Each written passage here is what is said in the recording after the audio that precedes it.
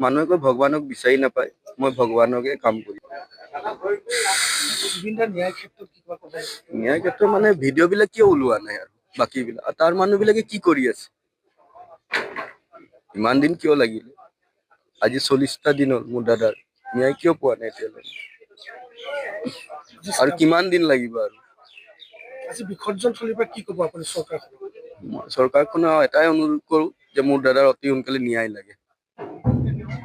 মোৰ বৌ সদায় কান্দি আছে, বৌ ৰাতি শুব নোৱাৰে, বৌ কান্দিয়ে থাকে গোটেই ৰাতি দিন।